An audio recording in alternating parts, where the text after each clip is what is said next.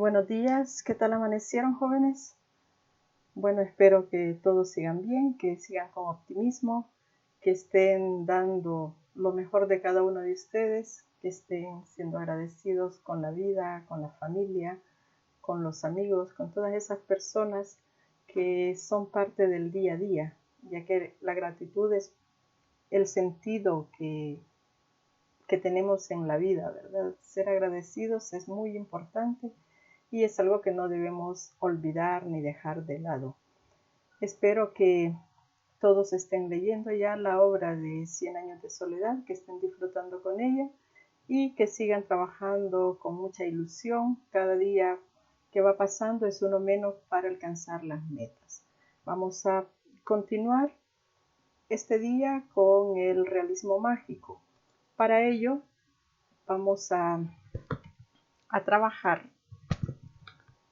Este día vamos a ver 3 autoras que sus obras, aunque fueron escritas después de la década de los 60, tienen características del realismo mágico. La agenda que desarrollaremos este día, ahí tenemos el tema, continuación de autores del realismo mágico, el indicador de logro, identifica autoras y obras representativas del realismo mágico. El contenido que vamos a desarrollar es narrativa femenina, algunos fragmentos de obras de estas autoras. El que les voy a poner a continuación es un fragmento de La Casa de los Espíritus de la escritora chilena Isabel Allende. Después vamos a desarrollar la biografía de estas 3 mujeres y por último el apartado de preguntas y respuestas. Vamos a escuchar el fragmento aquí de La Casa de los Espíritus.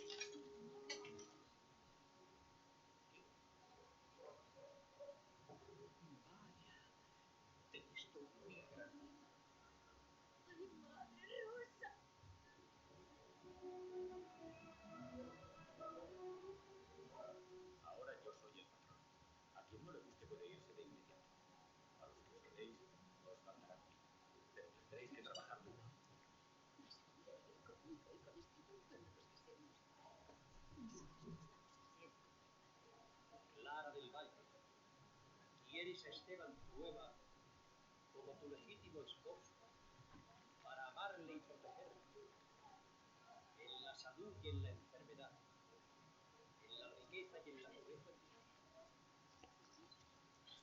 Es una niña, pero la trates como si fuera. Es inocente como un niño, no es mi hermano. Él desea mucho más que su cuerpo. Quiere poseer lo más secreto de ella, adorarla en su interior. Está condenado eternamente. No quiero volver jamás a tu hijo con Blanca, ¿entendido? Me pidió que pudiese compañía hasta que se muriera. Estaba aterrorizada. Salgas de esta casa ahora mismo. No quiero verte nunca más.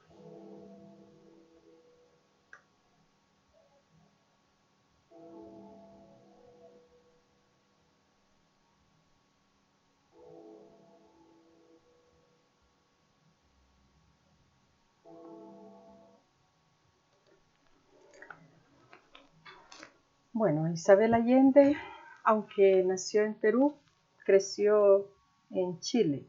Nació en 1942 y es autora de obras como La Casa de los Espíritus, de Amor y de Sombra, Eva Luna, Paula, Mi País Inventado, Retrato en Sepia, Inés del Alma Mía, Amor, El Amante Japonés, Largo Pétalo de Mar, entre otras, ¿verdad? Su producción literaria es bastante amplia, pero solamente he colocado algunos de los títulos más reconocidos. El fragmento que vimos anteriormente pertenece a La Casa de los Espíritus. Es una novela que algunos pasajes se parecen a Cien años de soledad también es la historia de una familia, de la familia de Isabel, al parecer en la vida real, y donde hay un personaje, su abuela tenía facilidad para comunicarse con los espíritus y desde que era muy pequeña tenía esa facultad, ¿verdad? Ahí en el fragmento que vimos se puede observar cómo la niña adivinaba lo que iba a pasar o movía objetos. Y esta novela es la que va a dar a conocer a esta escritora chilena en 1982. Isabel Allende pertenecía a la familia del del presidente chileno Salvador Allende, quien fue asesinado en 1973 con un golpe de Estado que dio Augusto Pinochet. Entonces también en esta novela de La Casa de los Espíritus hay una parte de la novela donde se habla de ese golpe de Estado, se menciona el asesinato de Salvador Allende y todo lo que vivió Chile a raíz de ese golpe de Estado. Ella también, por ser sobrina de Allende, tuvo que irse al exilio a partir de ese momento, de 1973, y ha regresado a su país ya hasta en el siglo XXI, ¿verdad? Mientras fue época de dictaduras, le tocó vivir en el extranjero. Otra de sus novelas muy conocida es Paula, que relata la vida de su hija mayor, quien murió siendo muy joven. Estuvo en coma durante algunos meses y ya nunca se recuperó. Entonces, mientras Isabel cuidaba de su hija en el hospital, comenzó a escribir esa novela como para contarle la historia de la familia. Ella tenía la esperanza que su hija despertara un día y tenía también miedo que si volvía, si despertaba, que perdiera la memoria. Entonces ella comienza, mientras está cuidándole durante meses ahí en el hospital, comienza a escribir ese libro que después titulará Paula, ¿verdad? Que es la historia de la familia de Isabel, contándole a su hija para cuando algún día ella despertara. Algo que no sucedió, pero quedó el libro como testimonio de eso. Vamos a ver brevemente una biografía de Isabel. Fíjate que cuando empezamos con la revista Paula en el año 67, yo creo que yo llevaba la rabia del machismo adentro, pero no la sabía articular, hasta que empecé a leer a las feministas americanas y europeas, y en la revista Paula como que fui adquiriendo un lenguaje articulado para expresar todo esto.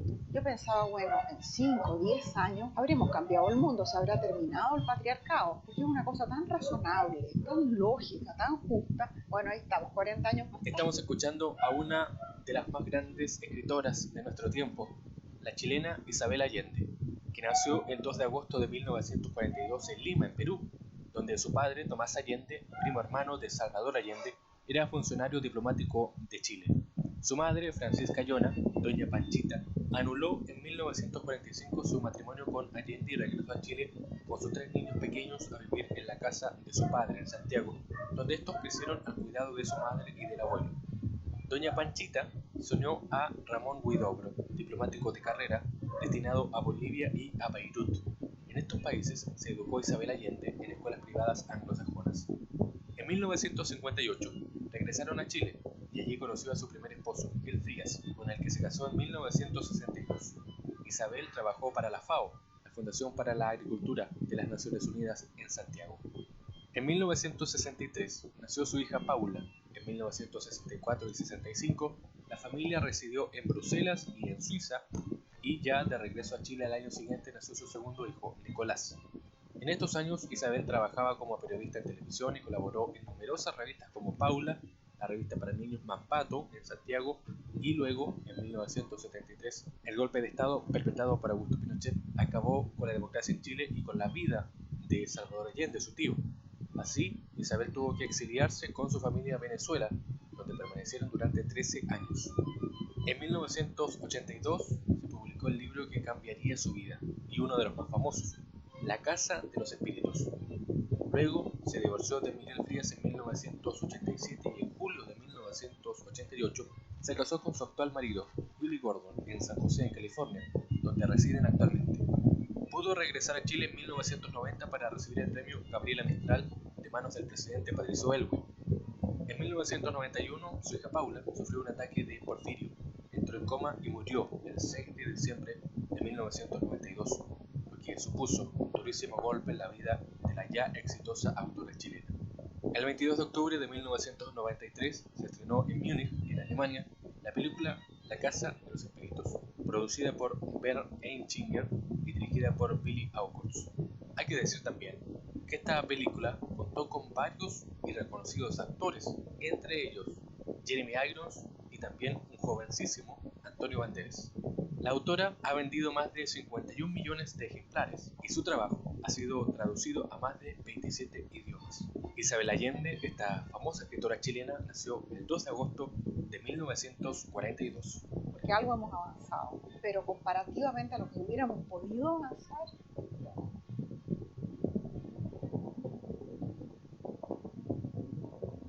Interesante la biografía de esta mujer. Sigue escribiendo. El último libro que tiene publicado es Largo Pétalo de Mar, que lo publicó el año pasado.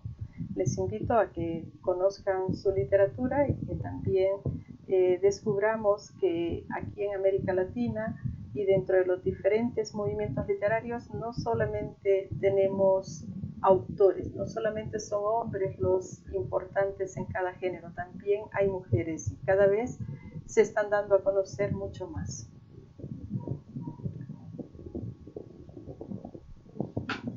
Tenemos otra escritora que tiene mucha demanda con su literatura y que también tiene algunos libros que se podrían ubicar dentro de lo que es el realismo mágico. Vamos a hablar en este momento de Gioconda Belli. Gioconda Belli nació en Nicaragua en 1948, es poeta y novelista y durante la década de los 70 y 80 estuvo vinculada al Frente Sandinista de Liberación Nacional, FSLN, y ese compromiso político que ella tenía y su sentir femenino van a ser dos de los temas que abordará en la mayoría de sus novelas. Gioconda Belli pertenece a una familia acomodada, tuvo la oportunidad de estudiar en Madrid, en Estados Unidos, y después de haberse graduado en Estados Unidos regresó a Nicaragua y comenzó publicando poesía. Pero comenzando la década de los 70 hay mucha efervescencia en el FSLN y ella forma parte de esa organización clandestina cuyo único objetivo era derrocar al último de los dictadores de la familia Somoza. Los Somoza habían llegado al poder en 1934 con Anastasio Somoza y cuando se gana la revolución nicaragüense está el último de los Somozas que se llama también Anastasio Somoza, pero a como era el hijo, le decían Tachito. La revolución nicaragüense se ganó en julio de 1979, 20 años después de la Revolución Cubana. Y 10 años después de la Revolución Nicaragüense, en El Salvador se dará una ofensiva, ¿verdad? 1989. Menciono esto porque todos estos acontecimientos políticos tienen mucha influencia en la literatura. Vamos a escuchar algo sobre Gioconda Belli. Una mujer sin miedo, que construyó su propia revolución por medio de las palabras. Gioconda Belli es sinónimo de poesía honesta, que se mete en la piel y a la vez, cuando es necesario, abofetea conciencias. Considerada una de las mejores escritoras de América Latina, ha llamado la atención por su manera de abordar el feminismo y el erotismo, así como los temas sociales y políticos. Nació el 9 de diciembre de 1948 en Managua, Nicaragua, hija del empresario Humberto Belli y Gloria Pereira, fundadora del Teatro Experimental de Managua. Cursó la secundaria en Madrid, España, y estudió publicidad y periodismo en Filadelfia, Estados Unidos. Su oposición a la dictadura de Anastasio Somoza la obligó a exiliarse en México y Costa Rica. En 1976, las lloviznas josefinas recibieron a una Gioconda Belli que buscaba reinventarse a sí misma tras dejar su patria. Aquí tuve un hijo trabajé en la publicidad Garnier, tuve además la experiencia de la solidaridad extraordinaria del pueblo costarricense con todo lo que fue la lucha contra la dictadura somocista. Yo era, en ese tiempo también estaba encargada de las labores de organización de la solidaridad por parte del Frente Sandinista aquí en Costa Rica. Posteriormente regresó a su país y de 1979 a 1994 militó en el Frente Sandinista de Liberación Nacional, donde incluso ocupó varios cargos gubernamentales. Inició su carrera con poesía revolucionaria y feminista en la década de los años 70. Posteriormente incursiona en la novela. Ha ganado importantes premios como el Casa de las Américas por su libro Línea de Fuego en 1978 y el premio Sor Juana Inés de la Cruz por El infinito en la palma de la mano en el 2008. Su obra literaria se ha traducido a más de 14 idiomas. Sus letras han inspirado a varias generaciones que se contagian por esa manera tan particular y honesta de narrar, dejando un poco de sí en cada historia, en cada poema, en cada palabra.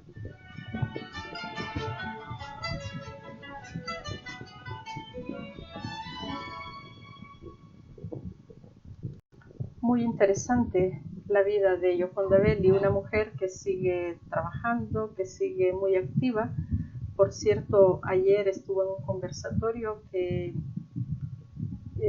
del Faro junto con otro escritor nicaragüense y bueno, estaban hablando de la poesía de Ernesto Cardenal, que fue un poeta nicaragüense que falleció el año pasado, entonces un poeta muy reconocido. Gioconda Belli, como mencionaban ahí en el video, no solamente se ha dedicado a escribir, ¿no?, sino también a la vida política. Entre la producción literaria tiene Sobre la grama, que es el primer libro que se conoce de poesía en 1972, y por este libro ganó su primer premio, un premio en Costa Rica. Luego tiene Línea de Fuego, que fue publicado en 1978, también es un libro de poesía, y este libro le trajo el premio Casa de las Américas, que es un premio que dan en Cuba. En América Latina es como el premio más importante que tenemos, ¿verdad? Luego está De la costilla de Eva, 1987, La mujer habitada, que va a ser la primera novela que ella publica en 1988, Sofía de los presagios en 1991, y Las fiebres de la memoria, que la publicó el año pasado. Al igual que Isabel, tiene mucha producción literaria, pero yo solo he puesto aquí un par de títulos, ¿verdad? Y me voy a centrar, porque como estamos hablando de realismo mágico, entonces la novela en la que se ve claramente el realismo mágico es La mujer habitada. Para ello les he traído un pequeño fragmento de La mujer habitada, y cuando tengan la oportunidad de leerla, pues les invito a que la conozcan.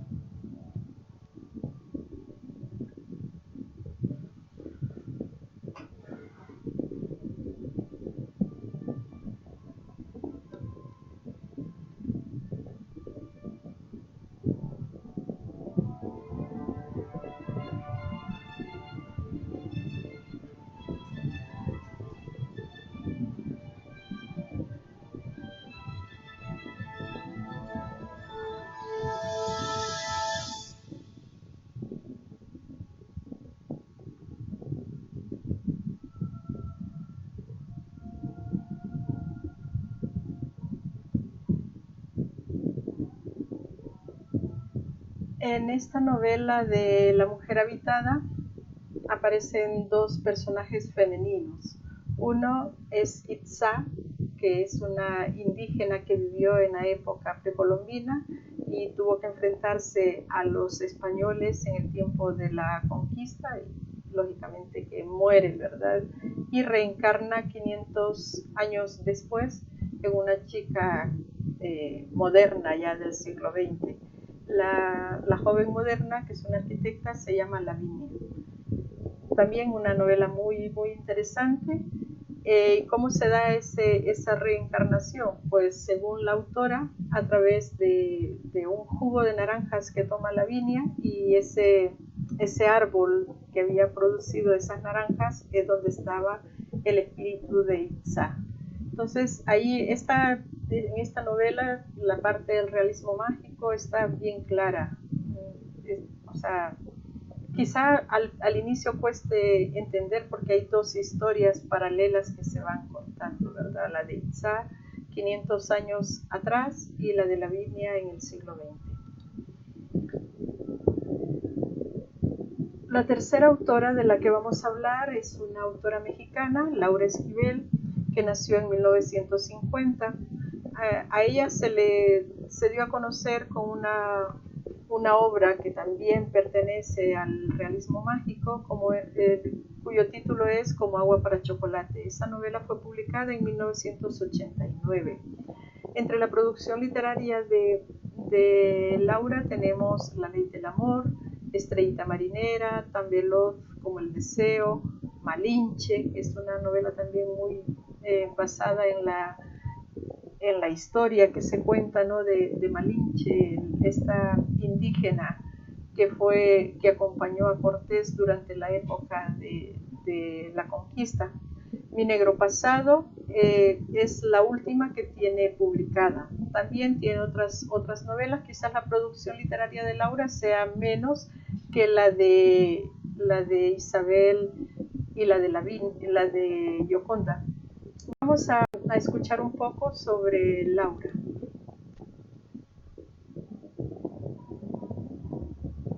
La escritora mexicana Laura Esquivel fue reconocida por su trayectoria en el marco de los 25 años de la Feria Nacional del Libro en León por autoridades del Instituto Cultural y firmó autógrafos a decenas de lectores, en su mayoría jóvenes.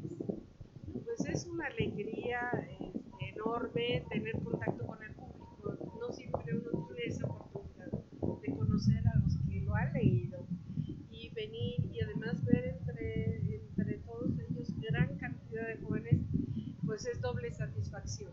Esta autora fue la primera en emplear el realismo mágico colomundano, como en su primera novela de 1989 titulada Como agua para chocolate, trasladada al cine en 1992, en la que resalta la gastronomía como parte esencial de la historia de una mujer que es alejada de su amor en los tiempos de la Revolución.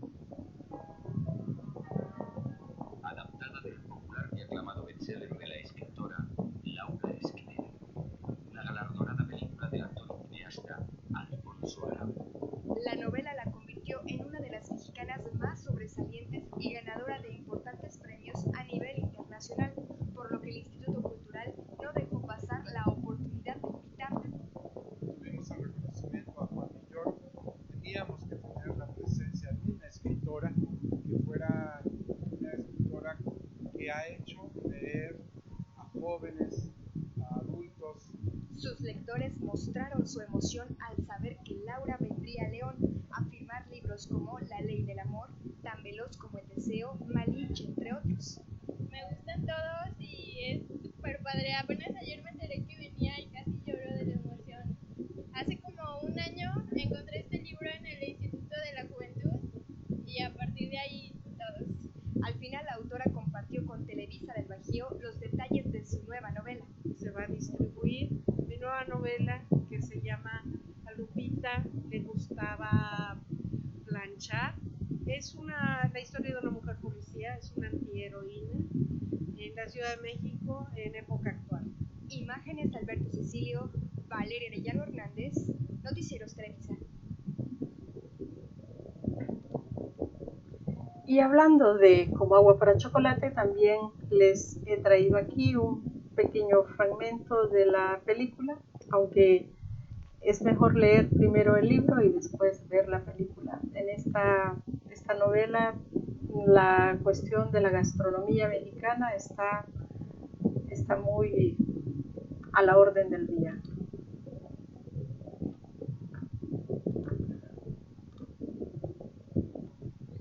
Mamá decía que es porque soy igual de sensible desde pequeñita.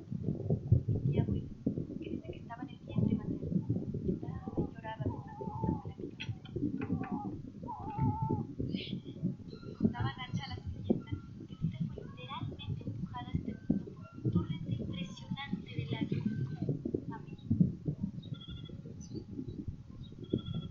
Pedro Musquiz quiere venir a hablar con usted. Diré que me tiene que venir una decisión. Pues más vale que le digas que si es para pedir tu vida, que no más. Perdería su tiempo en venir que debe. Sabes muy bien que por ser la más pequeña de las hijas, a ti te corresponde cuidarlo hasta el día de la muerte. Definitivamente Tita no puede hacer eso.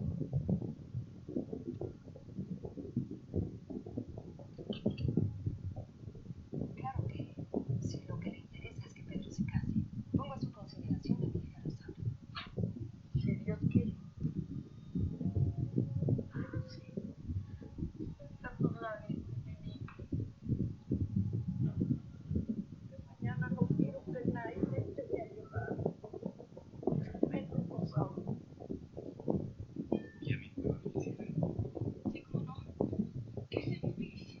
Estoy seguro de que así será, pues logré con esta boda lo que tanto anhelaba, estar cerca de usted, la mujer que verdaderamente amo. Si había algo que Tita no resistía, era ver a alguien llorando de hambre. Inmediatamente sentía el impulso de aliviar esa necesidad. Este deseo logró que su pecho virgen pudiera alimentar a su sobrina. ¿Ya se murió? ¡Mi niño! ¿Cuál era tanto? ¿Cómo que crees? Me hace que llamar. ¡Esto se murió! Siéntate a trabajar. No quiero lágrimas.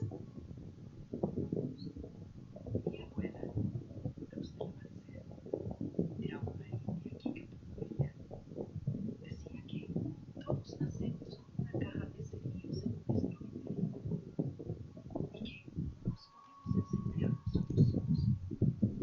Necesitamos, como en este experimento, de oxígeno en la ayuda de una vela.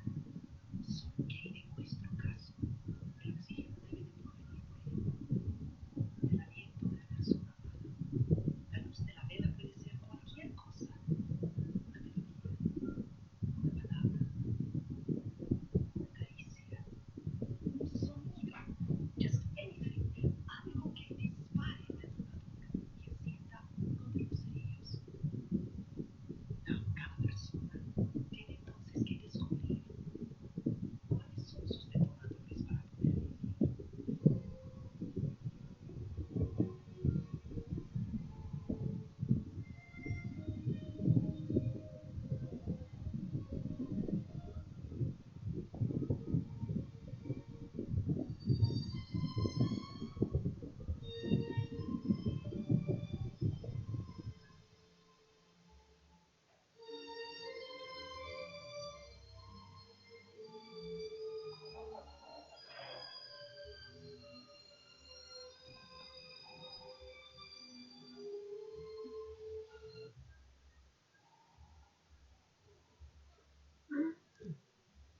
Bueno, también un libro, una novela muy interesante, donde Tita expresa sus sentimientos y el efecto de sus sentimientos tiene que ver con la gastronomía, ¿verdad? De acuerdo a cómo son sus sentimientos en el momento que ella está cocinando, así es el efecto que produce esa comida ante cuando alguien la está degustando. Por ejemplo, Cuando ella está preparando una comida y está feliz y está pensando en cuestiones alegres, entonces luego los comensales también hace ese mismo efecto la comida, pero si cuando ella ha cocinado está triste, está llorando, entonces las personas que comen esa comida también recuerdan cosas tristes, cosas nostálgicas, momentos nostálgicos y comienzan todos a llorar.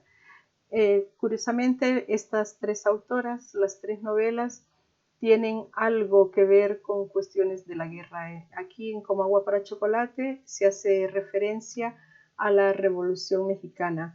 En el caso de La mujer habitada de Gioconda Belli, a la Revolución Nicaragüense. Y para el caso de La casa de los espíritus de Isabel Allende, al golpe de Estado y a la muerte de Salvador Allende. Entonces podemos ver cómo la realidad latinoamericana, ese día a día, ese momento de opresión, de represión de las dictaduras, también está presente en las novelas.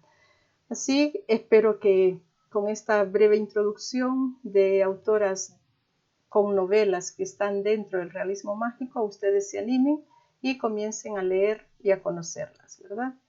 Nos veremos en la próxima clase. Muchas gracias y espero haber contribuido un poco a su conocimiento.